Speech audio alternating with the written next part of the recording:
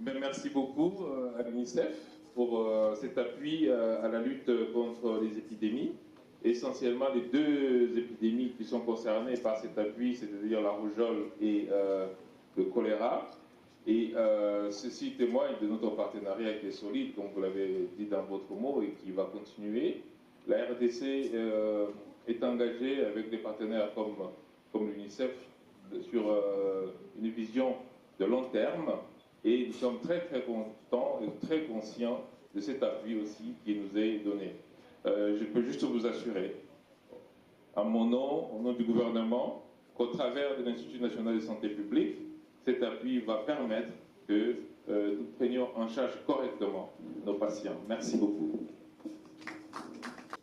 Et bienvenue à tous les membres de la presse pour faire le point sur la situation sanitaire dans notre pays et particulièrement sur la situation du choléra. Je voudrais, d'entrée de jeu, rassurer tout le monde que, sous l'impulsion du président de la République, le gouvernement est très mobilisé dans cette lutte contre cette énième épidémie. Vous savez que notre pays est un pays où surgissent souvent les épidémies du fait de plusieurs conjonctions d'éléments, souvent naturels, mais parfois d'éléments non naturels, toutes les catastrophes, tous les déplacements des populations. Et tout cela contribue à l'exacerbation de cette possibilité d'avoir des épidémies. Nous sommes actuellement très engagés avec deux épidémies, comme vous le savez, Mpox et surtout maintenant choléra.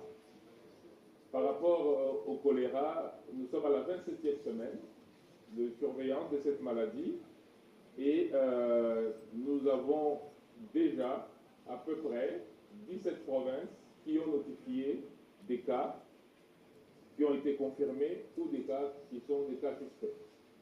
Donc le premier chiffre que vous pouvez retenir, c'est celui-là, c'est qu'on a à peu près 17 provinces qui sont touchées. La deuxième chose, c'est que nous avons des provinces nouvelles, en fait, pour arriver à ces 17, donc à 14, c'est qu'il y a eu 3 nouvelles provinces qui sont la Chopo, la Mongala et le Kivu, qui fait donc qu'on est à 17 provinces. Et le Maï-Ndombe plutôt. Nous sommes donc à 17 provinces avec le Maï-Ndombe. Donc, cela veut dire que nous sommes en phase aiguë de l'épidémie qui est encore en train de monter. Pour la ville-province de Kinshasa, nous sommes à 25 zones de santé. Kinshasa, c'est 35 zones de santé. Et nous sommes à 25 zones de santé qui ont notifié des cas confirmés. Il y en a 2 autres aussi qui ont notifié des cas, mais pour l'instant, nous ne pouvons pas encore les inclure parce que nous sommes encore en train de faire le diagnostic. Mais il est à penser qu'on va être aussi donc à 27 zones de santé pour la ville-province de Kinshasa.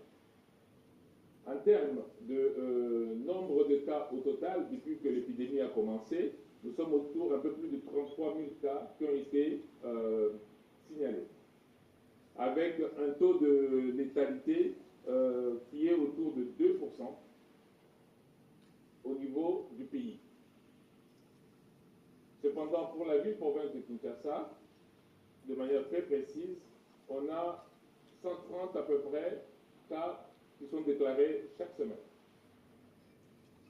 Et ces 130 cas, bien entendu, sont malheureusement accompagnés souvent aussi des décès. Et nous sommes avec l'Institut national de santé publique au travers de son centre d'opération d'urgence de santé publique, le COUSP, en train de répondre à toutes les demandes de prise en charge.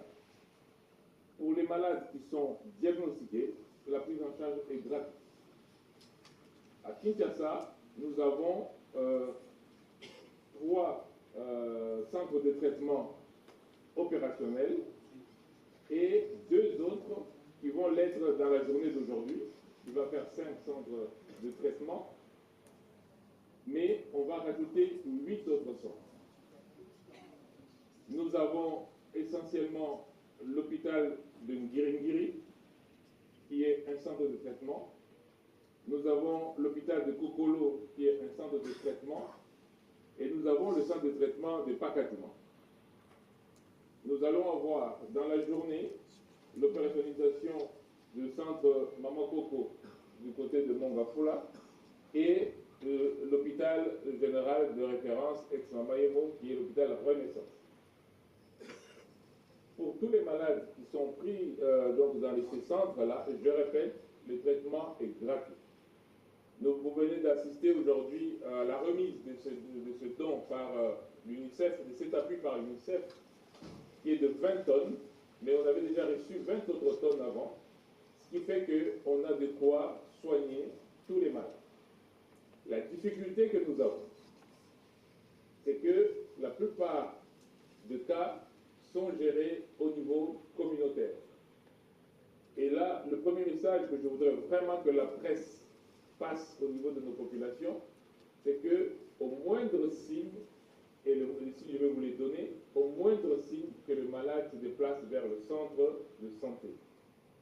Et surtout que le malade évite de prendre lui-même des médicaments, ce qu'on appelle l'automédication. Et je vais vous expliquer pourquoi. Le signe le plus important de cette maladie, c'est la diarrhée. Une diarrhée très très importante et suivie de vomissements. Le problème, c'est que quand les gens prennent des médicaments anti-diarrhéiques, la diarrhée se coupe et ils sont contents. Malheureusement, c'est seulement la sortie qui est coupée, qui est fermée. Mais à l'intérieur, les individus continuent à se déshydrater et à garder les microbes à l'intérieur. C'est pour cela qu'il ne faut pas se soigner tout seul.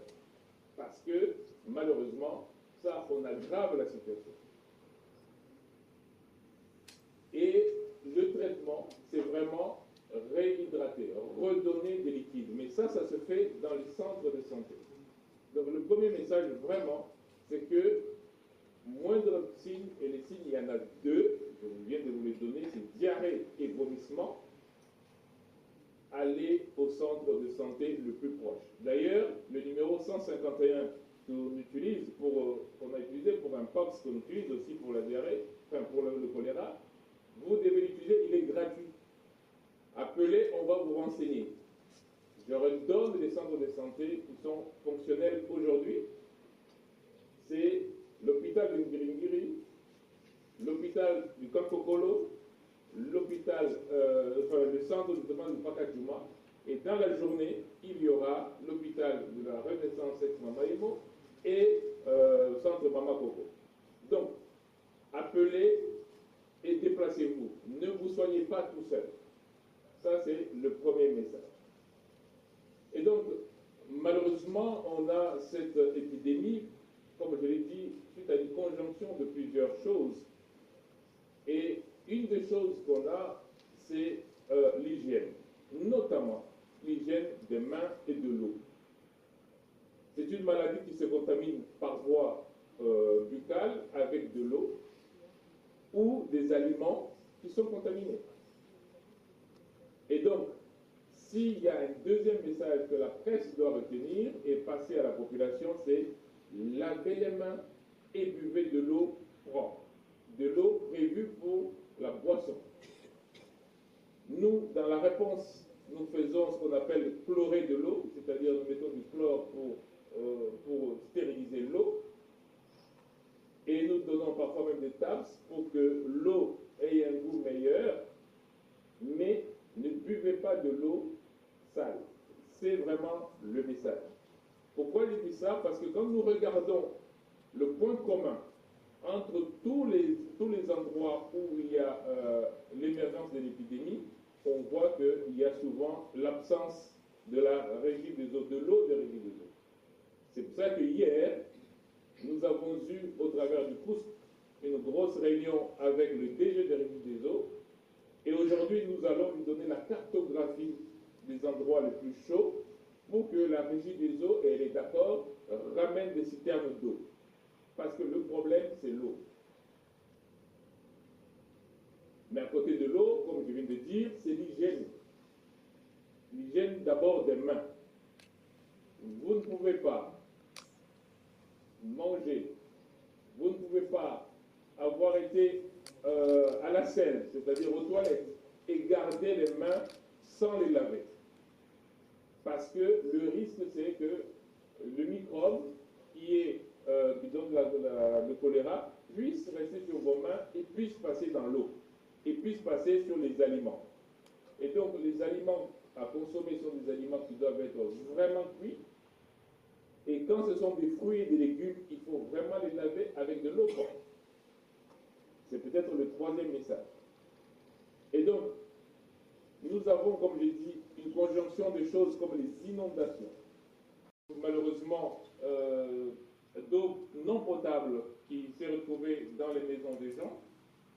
Mais ce que nous avons surtout, c'est qu'au point d'entrée, quand vous regardez par exemple au niveau du port, malheureusement, les personnes qui sont là font leurs besoins de sel, donc leur défécation, dans l'eau. Et c'est la même eau qui est utilisée pour se baigner, et c'est la même eau qui est utilisée parfois pour la consommation.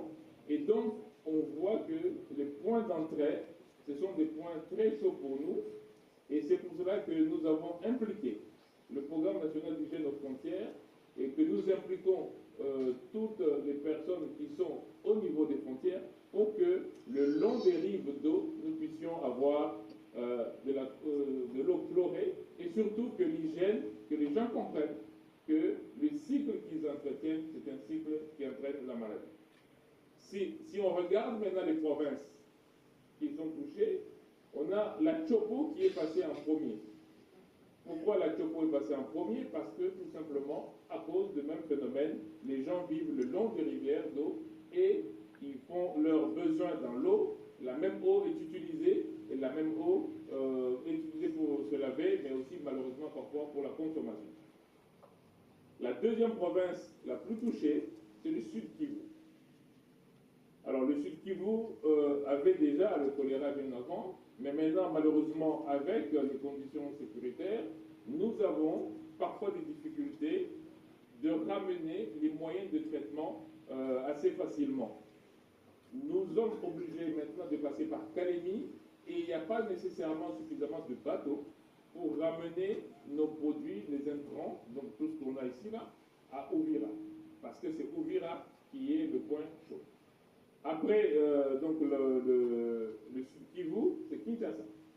Et Kinshasa, je viens de vous dire les chiffres, on est autour de 130 cas par semaine, avec un nombre total par semaine maintenant au niveau du pays de 1500 à 1600 cas chaque semaine. Donc, en résumé, nous sommes encore en phase très aiguë de cette épidémie et nous demandons que tout le monde prenne conscience que c'est quelque chose que l'on peut arrêter assez rapidement. Pourquoi? Parce que, tout simplement, quand vous êtes contaminé, au bout de quelques heures, la diarrhée peut commencer. Ce qu'on appelle l'incubation. Ça va de quelle la réponse est aller au centre de santé, éviter de se soigner soi-même. Voilà à peu près la situation générale.